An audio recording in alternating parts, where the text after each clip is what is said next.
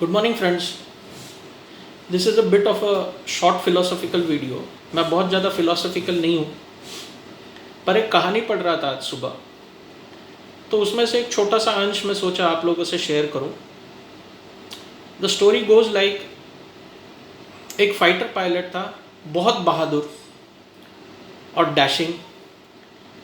तो जब जंग छिड़ गया देश पे, तो बहुत बहादुरी से अपना प्लेन मैन्यूवर करते हुए, हैंडल करते हुए, बहुत सारे दुश्मन देशों का फ्लाइट्स और साइट्स डिस्ट्रॉय करने के बाद he was shot down. Anti aircraft gun से उसके पायलट के फ्लाइट को डैमेज किया गया। ही बेल्ड आउट, इजेक्ट किया पैराशूट के द्वारा। वो नीचे आया अपनी ही ज़मीन पर और सेफली वापस आ गया।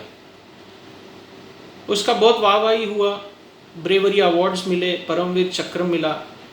He was very happy and he was leading a retired life after that, after retiring from the air force.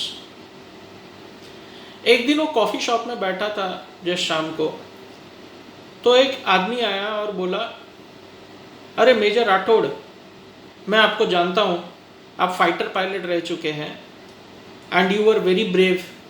आप बहुत बहादुरी से लड़े और पैराशूट के द्वारा बेल आउट करके फ्लाइट से आप वापस आ गए सेफली। तो the fighter pilot was very surprised. He said, इसको कैसे पता? तो उसने पूछ लिया, आपको कैसे पता?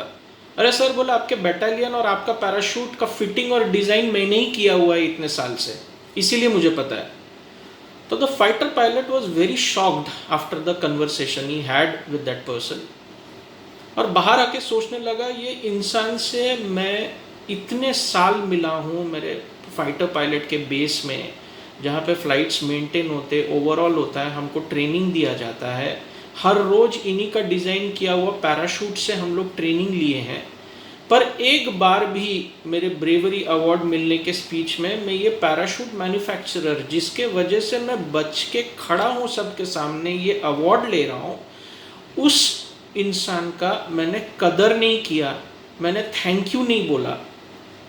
तो this is the moral of the story is, हम सब के लाइफ में ऐसा कोई ना कोई पैराशूट रहता है जिसको हम लोग ओवरलुक करते हुए चलते हैं लाइफ में। स्पिरिचुअल पैराशूट, जैसे हमारे गुरु हैं, कुल गुरु हैं, हमारे टीचर्स हैं, हमारे ट्रेनर्स हैं।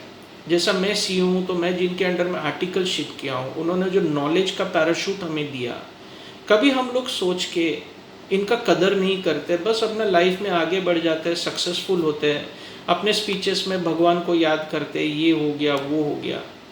प्लस हमारे मेंटर्स रहते हैं, हमारे दोस्तों के रूप में पैराशूट्स रहते हैं हमारे लाइफ में, हमारे वाइफ जो हर अच्छे बुरे परिस्थिति में हमारे साथ में रहते हैं पैराशूट की तरह, हमारे माँ बाप जो बचपन से लेके उनके गुजर जाने तक सिर्फ बच्चों का ही ख्याल करते हैं, ऐसे माँ बाप का साया पैराशूट के समान ही तो है।